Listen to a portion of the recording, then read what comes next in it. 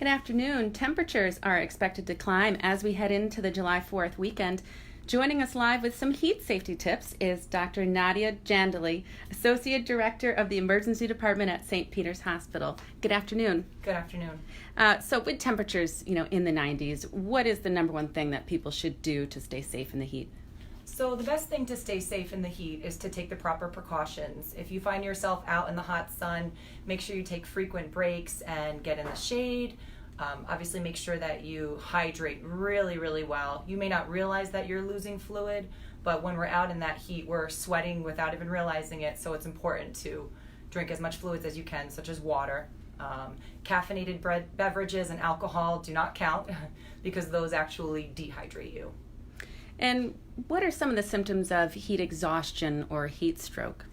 So heat exhaustion and heat stroke do have a lot of overlapping symptoms. So if you're out in the heat and you start feeling lightheaded, woozy, dizzy, that could be a sign that you're suffering from heat exhaustion.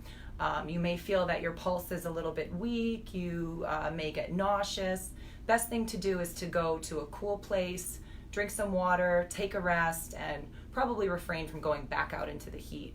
Heat stroke is obviously much more concerning. If you have any of these signs, you should get to an emergency department as fast as you can. You would have a severe throbbing headache. You may pass out or lose consciousness.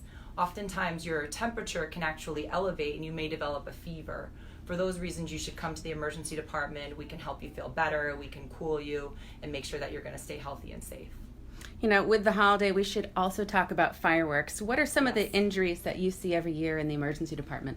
So unfortunately, we see a lot of people who aren't used to lighting fireworks or don't take the proper precautions coming in with blast injuries, specifically hand injuries. They may light a firework and think that it's not working or think that it's a dud and go over and check it, and then unfortunately the firework goes off. So we see a lot of terrible traumatic injuries to arms and limbs, and sometimes even worse to the face and the head. So it's always important to make sure you know what you're doing. Always light fireworks in a cleared out area, not near any dry shrub or woods. Always make sure that everyone is cleared away when you're lighting fireworks, and really just read the instructions and know what you're doing on fireworks before partaking. Great. And, for people who might be heading down to the plaza tomorrow for the 4th of July celebration, it's going to be in the 90s. The sun is going to be out. What can people do in that kind of public situation? So the best thing is if you can find shade, try to stay in a shaded area as much as possible. Don't stay standing for a long amount of time. You would probably be prone to fainting or passing out if you do that.